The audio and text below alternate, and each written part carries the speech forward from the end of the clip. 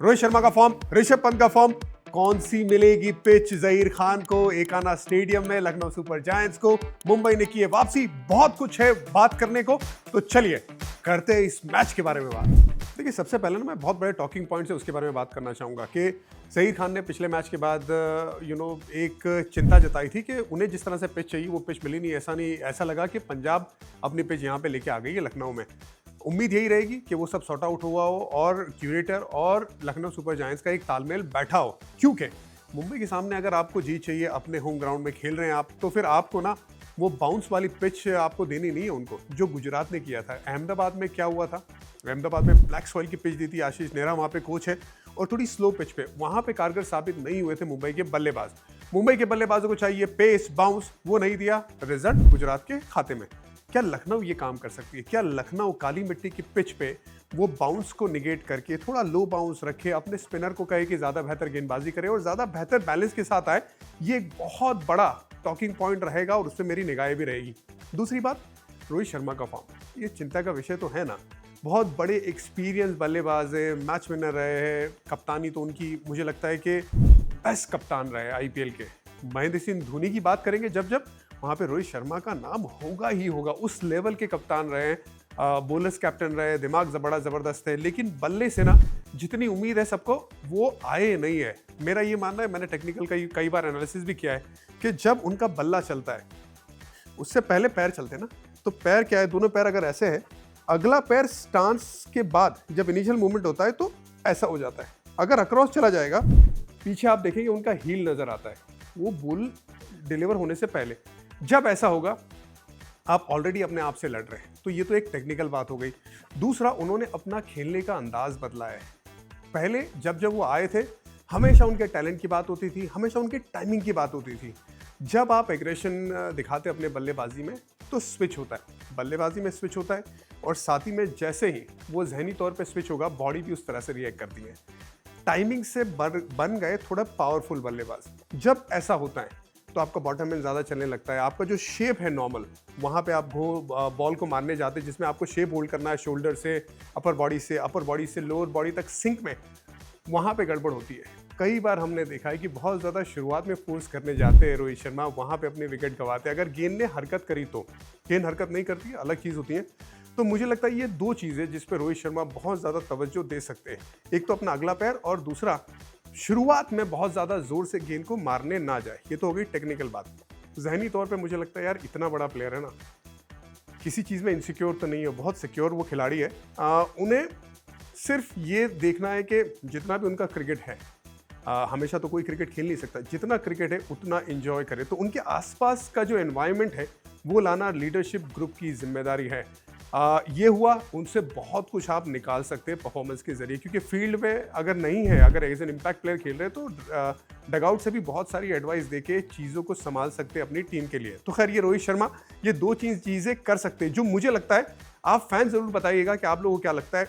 ऋषभ पंत बहुत ज़्यादा जोर से मारने जाएंगे, गड़बड़ होगी। उनके पास वैसे भी ताकत है, बैकलिफ ऊपर से आता है, अगर जिसका भी बल्ला एकदम ऊपर से आता है ना, उनको बहुत ज़्यादा गेंद को जोर से मारने की ज़रूरत नहीं होती। और पीछे का शोल्डर हमेशा, जब वो बल्लेबाजी करते, जब मैच चल रहा होगा, आप देखना पीछे का शोल्डर हमेशा बॉलर की तरफ होता है। अगर ज़्यादातर ऐसा होगा तो बहुत ज़्यादा आप ओपन हो गए। अगर इतने ज़्यादा ओपन हो गए तो फिर ऑफ स्टंप के बाहर वाली गेंद में थोड़ी दिक्कत आ सकती है। तो ये दो चीज़ें ऋषभ पंत भी कर सकते हैं। दूसरा, अब कॉम्बिनेशन जो है उसके बारे में हम सीधा चलते हैं बात करने के लिए। लेकिन कॉम्बिनेशन से पहले एक और प्लेयर की तो बात करेंगे ना, निकोलस पूरन पे इतनी जिम्मेदारी है लखनऊ सुपर जायंट्स की, ये कमान संभालने की, क्योंकि स्टार्ट बहुत अच्छा कर रहा है, रन कमाल के मार रहे हैं, तेज गति से बल्लेबाजी कर रहे हैं। लगभग एक अकेला बल्लेबाज है जो पूरी यूनिट को संभाल सकता है, उतना दमखम रखता है। लेकिन पिछले मैच में वो ऑफ स्टंप के बाहर उनके आंख से दूर रख के चहल ने उन्हें आउट किया था। क्या मुंबई इंडियंस उनके सामने एक रणनीति बना सकती है जहां पे गेंद को थोड़ा ऑफ स्टंप के बाहर डाले और बाहर लेके जाए स्लो स्पिनर के जरिए? उनके पास एक गेंदबाज है विघ्नेश पुथुर, क्या वो खेलेंगे नहीं खेलेंगे पता नहीं, लेकिन ये एक रणनीति उनके सामने हो सकती है। उनके पास दूसरे अच्छे एक्सपीरियंस स्पिनर्स भी है, मिचेल सैटनर भी है, मुजीब अगर खेलते हैं वो भी हैं। तो क्या ये प्लान एक हो सकता है निकोलस पूरन के सामने? क्योंकि उनका जो आग जो चल रहा है, मैंने पहले भी कहा है कि युवराज सिंह के बाद अगर किसी का आग सबसे बेहतरीन है तो वो निकोलस पूरन का है। आगे बात करेंगे टीम कॉम्बिनेशन की। फोन हाथ में ले लिया है, मतलब प्लेइंग 12 के बारे में बात कर लेंगे। सबसे पहले बात करते हैं लखनऊ सुपर जायंट्स की। देखिए प्लेइंग 12 में ना एक सवालिया निशान है एडम माकरम, क्या उन्हें परसिस्ट करना है? अगर उन्हें परसिस्ट करती है लखनऊ सुपर जायंट्स तो ठीक है, अगर नहीं तो फिर अरुण जुयाल का एक ऑप्शन है उनके पास जिन्हें वो खिला सकते हैं प्लेइंग 12 में। ऋषभ पंत को ओपन करा सकते हैं मिचेल मार्श के साथ, ये विकल्प है। अब वो कितना लेंगे विकल्प पता नहीं, क्योंकि अगर अरुण जुयाल खेलते एक ओवरसीज बाहर जाता है तो फिर आपके पास ना एक समार जोसेफ करके जो लड़का बाहर बैठा है वेस्ट इंडियन फास्ट बॉलर, वो खेल सकता है, क्योंकि फायर पावर गेंदबाजी में ना कम नजर आता है। खैर, तो ये एक प्लेयर हो गए। दूसरे मिचेल मार्श, तीसरे निकोलस पूरन, ऋषभ पंत आ गए 4 पे। अगर 4 पे वो कर रहे मेरे हिसाब से ओपन करना चाहिए डेविड मिलर, आयुष बदोनी, अब्दुल समद और शार्दुल ठाकुर। ये लगभग 8 नंबर तक ना आपको अच्छी बैटिंग नजर आती है। फिर दिग्वेश राठी, रवि बिश्नोई और एक और फास्ट बॉलर हमने देखा था कि आकाशदीप, उनका वीडियो आ गया था, वो आ गए थे, लखनऊ पहुंच गए। तो अगर वो फिट एंड अवेलेबल है तो फिर उनको तुरंत खिलाइए आवेश खान की जगह पे। एक और चीज़, पिच कैसे मिलती है? अगर पिच आपको टर्निंग देनी है मुंबई के सामने तो फिर एम सिद्धार्थ की जगह बनती है, और अगर टर्निंग पिच नहीं है, काली मिट्टी की पिच है और थोड़ी सी लो पिच है जिसमें फास्ट बॉलर का इस्तेमाल कर सकते हैं तो फिर प्रिंस यादव, उन्हें आप ज़रूर खिलाइए एज एन इम्पैक्ट प्लेयर ताकि वो गेंदबाजी कर सके। आप लास्ट मैच में उनको नहीं खिलाया, मुझे लगता है टेक्निकली वो थोड़ी गलती हो गई थी लखनऊ सुपर जायंट्स की। यहाँ पे इम्प्रूव करने का मौका है। तो यहाँ पे ना वो जो 13 खिलाड़ियों के मैंने नाम लिए, ये उनके विकल्प बन सकते हैं। इसमें से जो 12 है इम्पैक्ट मिला के, वो कौन से होंगे ये देखना होगा। मेरे हिसाब से तो यही टीम के साथ जाना चाहिए जो जिसमें एडम माकरम है, थोड़ा एक और उनको मौका देना चाहिए, और साथ ही में प्रिंस यादव को आप जगह बनाने के लिए देखिए, क्योंकि उनका जो स्लो रन है वो बहुत अच्छे से डिप करता है। अब लखनऊ क्या करती है ये देखना होगा। अब बात करेंगे मुंबई इंडियंस की। तो चलिए बात कर लेते हैं मुंबई इंडियंस की। मुझे लगता है बदलाव करने की जरूरत नहीं है। विनिंग कॉम्बिनेशन है, उसको छेड़िए मत, क्योंकि आप ढूंढ रहे थे ना, गुजरात के सामने हारे तो आपने बहुत बदलाव किए थे, जबकि आपको बदलाव करने की जरूरत थी नहीं। वहां पे मैच हारे आपने, फिर बदलाव किया, मुंबई में जीते। अब यहां से फिर बदलाव करेंगे तो टीम सेटल होगी नहीं। इस वजह से मुझे लगता है Ryan Rickelton, Will Jacks, Surya Kumar Yadav, Tilak Varma, Hardik Pandya, नमन धीर, Mitchell Santner, Deepak Chahar, Trent Boult, Vighnesh Puthur और अश्वनी कुमार एकदम परफेक्ट है। और इम्पैक्ट प्ले में रोहित शर्मा, ज़रूर रोहित शर्मा पे नजर रहेगी कि उनका फॉर्म कैसे आता है, ये आपको ज़रूर देखना होगा। और उम्मीद यही रहेगी मुंबई इंडियंस के फैन को कि उनका फॉर्म, मुंबई के राजा का फॉर्म वापस आए और अपनी राजाशाही एकदम मैदान में उतार दे।